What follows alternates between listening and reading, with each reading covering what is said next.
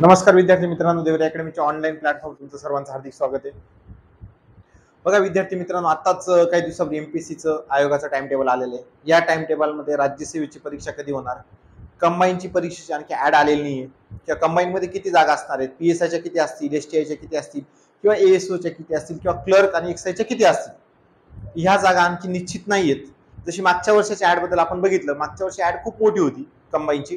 या वर्षी किती जागा असू शकतात एक्सपेक्टेड निवडणूक असल्यामुळे, तर त्याबद्दल थोडंसं आपण या टाइम टेबल मध्ये बघूया. तसं इथं बघितलं की 2023-24 मध्ये स्पर्धा परीक्षेच्या अंदाजित वेळापत्रक सद्यस्थिती आपल्याला दिसत असेल. जसं याच्यामध्ये बघितलं की महाराष्ट्र दुय्यम सेवा राष्ट्रपती गट व संयुक्त पूर्व परीक्षा 2021 ही जाहिरात होती. त्याच्यानंतर बघा पुढे बघा, आता राज्यसेवा परीक्षा मी पर्यंत बघत असणार. पुढं महाराष्ट्र जशी ही जी जाहिराती आलेली आहे पुढं 23 आणि इथून 24, तर बघा हा जो भाग तुम्हाला इथं दिसत असणार, इथं तुम्हाला स्क्रीनवर दिसत असेल की महाराष्ट्र अराजपत्रित सेवा गड व मुख्य परीक्षा 2024, बरोबर, की सहाय्यक कक्ष अधिकारी, राज्य कर निरीक्षक, एएसओ, एसटीआय आणि पोलीस उपनिरीक्षक किंवा पीएसआय, आणि दुय्यम त्याला आपण एसआर स्टॅम्प रजिस्टर. तर बघा यांची जी परीक्षेची तारीख यांनी दिली 29 सप्टेंबर 2024. म्हणजे या ठिकाणी ही परीक्षा कधी होणार आहे, सप्टेंबर मध्ये होणार आहे. की बऱ्याच लोकांना सर कंबाईनची ऍड कधी येणार आहे, तर लक्षात घ्या, तर परीक्षेची डेट त्यांनी काय दिलेली 29 सप्टेंबर 2024 ला परीक्षा होणार आहे, हे लक्षात घ्या. तर या ठिकाणी ही परीक्षा होणार आहे 29 सप्टेंबर 2024, पण परीक्षेची ऍड आलेली नाही. आणखी कंबाईनची ऍड कधी पडू शकते, सर्वसाधारण इथून 2 महिने आधी.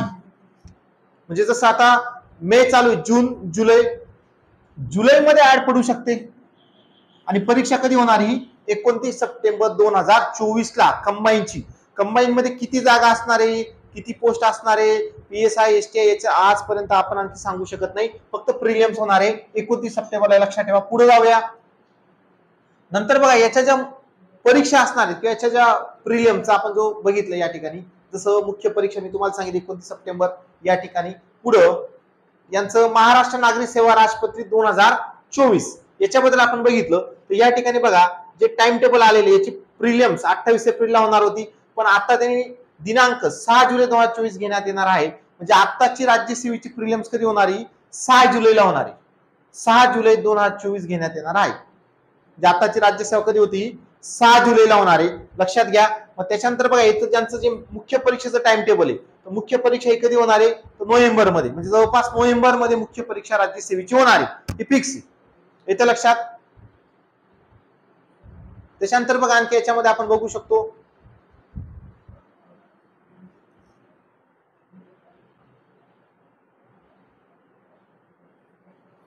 आता पूर्व परीक्षेचा दिनांक ऑलरेडी आपण जी कंबाईनची बघितली, ती मुख्य परीक्षेची डेट बघितली. याच्यात बघा आता जसं राज्यसेवा 2022, ठीक आहे, मागचं ओल्ड आहे, आताच 2024 बद्दल. तर बघा या ठिकाणी मेन्सची डेट ती तुम्हाला दाखवली जाते. बेसिकली ही इथं तुम्हाला 29 सप्टेंबर 2024 दाखवली जाते, हे लक्षात घ्या. म्हणजे तुमची प्रिलिम्स ही जवळपास जुलैमध्ये पण होऊ शकते, लक्षात घ्या, कंबाईनची, हे लक्षात घ्या. त्याच्यानंतर बघा पुढचा जो भाग आपल्याला याच्यात बघायचा आहे, की पुढचं जे शेड्यूल आपल्याला याच्यात बघायचं की कुठले कुठले पुस्तकं वाचले गेले पाहिजे. बघा तसं याच्यात तुम्ही बघितलं असेल की बेसिकली बऱ्याच लोकांना असं कुठले पुस्तक वाचायचे किंवा कुठल्या विषयासाठी काय काय वाचायचं याच्याबद्दलची माहिती तुम्हाला मी याच्यात सांगतो. तर बघा बेसिकली हिस्ट्रीसाठी तुम्हाला जे लोक कंबाईनची तयारी करत असतील किंवा राज्यसेवा प्रिलिम्स करत असतील, तुम्ही समाधान महाजन, अनिल कटारे, गाठा, अभिनव आणि समाज सुधारक, हे अभिनव समाज सुधारक किंवा ज्ञानदीपचं पण तुम्ही घेऊ शकतात.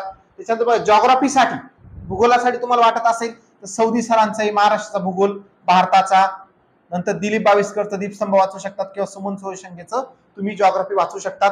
त्याच्यानंतर जॉग्राफीसाठी सगळ्यात महत्वाचा सोर्स काय, 5वी 6वी 7वी 8वी 9वी 10वी 11वी 12वीचं एनसीईआरटी.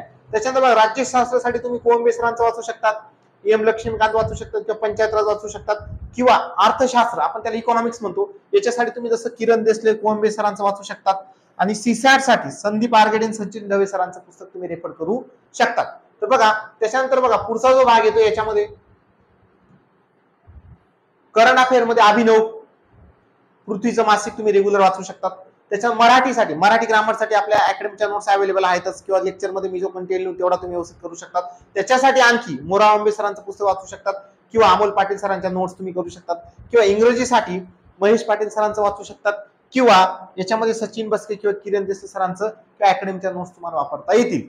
तर बघा, हा जो पॅटर्न मी तुम्हाला सांगितलं याच्यामध्ये कुठले कुठले पुस्तकं, ही लिस्ट तुम्हाला मी दिलेली आहे. ह्या लेवलचे पुस्तकं तुम्ही वाचू शकता, जसं हिस्ट्री, जॉग्राफी, राज्यशास्त्र, अर्थशास्त्र, सीसॅट, करंट अफेअर, मराठी आणि इंग्रजी, सायन्स. याच्यासाठी पुस्तकांची लिस्ट मी तुम्हाला आपल्या ऍपवर टाकण्यासाठी सांगितलेली आहे.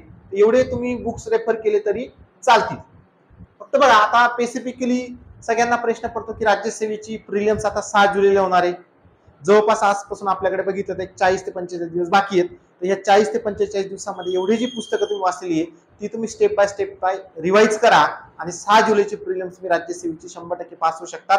आणि असे सीसॅटची परीक्षा जी आहे ती तुम्हाला क्वालिफाईंग केलेली. सीसॅटच्या परीक्षेमध्ये तुम्हाला कुठे मॅथ्स मध्ये किंवा रिझनिंग मध्ये तुमचे मार्क्स पकडले जात नाही. जोही कट ऑफ लागणार आहे तुमचा कशावर लागणार आहे, हा जीएस वर. हे लक्षात घ्या. म्हणून history, geography, polity, economics, science आणि करंट अफेअर्ससाठी चांगली मेहनत करा. 100% तुम्ही प्रीलियम पास होणार. जसं राज्यसेवेचा मागचा कट ऑफ हा 106 आणि 107 लागलेला आहे 200 बी. इथं लक्षात. तर जे लोक कंबाईनची तयारी करत असतील, कंबाईन मध्ये जसं ग्रुप बी आणि ग्रुप सी एकत्रित होतात, फक्त मुख्य परीक्षा मात्र वेगवेगळ्या होतात. ग्रुप बी मध्ये तुमचं पीएसआय, एसटीआय, एएसओ आणि स्टॅम्प रजिस्टर येतात. ग्रुप सी मध्ये तुमचं टॅक्स, क्लर्क, एक्साइज, इन्शुरन्स आणि इंडस्ट्रियल ऑफिसर, त्याच्यासोबत एएमआय येतात. या ग्रुप बी आणि ग्रुप सीच्या काही परीक्षा येतात. याची प्रिलिम्स ही 100 मार्काची असते, मुख्य परीक्षा 400 मार्कांची असते. तर 100 मार्कामध्ये तुम्हाला परीक्षेसाठी एक तासाचा वेळ असतो, आणि पेपर हा पूर्ण एमसीक्यू फॉर्मॅट असतो. मेन्स पण ही पूर्ण एमसीक्यू फॉर्मॅट असते कंबाईनची. त्याच्यासाठी परत तुम्हाला history, geography, polity, economics, science, maths, reasoning हे सब्जेक्ट तुम्हाला व्यवस्थित करायचे. जे लोक राज्यसेवा करत असतील किंवा कंबाईन करत असतील, सिलेबस तोच आहे, फक्त राज्यसेवेसाठी थोडासा सिलेबसमध्ये हिस्ट्रीमध्ये थोडेसे प्राचीन मध्ययुगीन वाढवलेले, तसं तुम्हाला कंबाईनला सिलेबस थोडा कमी केलेला आहे. हे लक्षात घ्या. या पद्धतीत तुम्ही कंबाईनची तयारी करू शकतात. कंबाईन प्रिलियम पास होण्यासाठी कमीत कमी तुम्ही 55 ते 60 मार्क घ्या, 100% तुम्ही प्रिलियम पास होणार. आणि मुख्य परीक्षा ही 400 मार्काची असते, 200 क्वेश्चन असतात. त्याच्यात पेपर 1 हा तुमचा फक्त मराठी ग्रामर, इंग्लिश ग्रामर असतो, आणि पेपर 2 मध्ये तुम्हाला 70% सिलेबस हा परत प्रिलियमचा येतो, आणि 30% सिलेबस हा तुम्हाला जसं सायन्स टेक किंवा पर्यावरण, ऍक्ट वगैरे थोडंसं ऍड झालेलं. तर बघा, असा थोडक्यात एक तुम्हाला मी सांगितलं. कंबाईनची 2024 ऍड आलेली नाहीये. ऍड ही जून जुलैमध्ये पडू शकते. मुख्य परीक्षा 29 सप्टेंबरला होऊ शकते. हे लक्षात घ्या. पण त्याच्यामध्ये किती जागा असतील हे आपण सांगू शकत नाही. तुम्ही तयारी चालू ठेवा.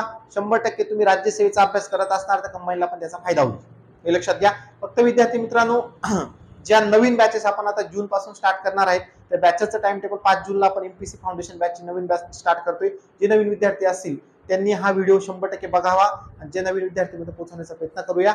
आणि या बॅच मध्ये जसं पूर्व परीक्षा, मुख्य परीक्षा आणि इंटरव्ह्यूची पूर्ण तयारी आपण आपल्याकडे करून घेणार. जास्त काही माहिती लागली तर तुम्हाला हे 9423383069 या नंबरला तुम्ही कॉन्टॅक्ट करा, किंवा देवरे अकॅडमीचं तुम्ही बघितलं एमजी रोडला आलात तर तुम्हाला देरीडॉन आईस्क्रीमच्या मागे पण आपलं ऑफिस अवेलेबल असेल, तुम्ही तिथे इन्क्वायरी करू शकतात. पण काही डाऊट असेल तुम्ही कॉल पण करू शकता. ठीक आहे. Thank you very much. थांबूया आपण.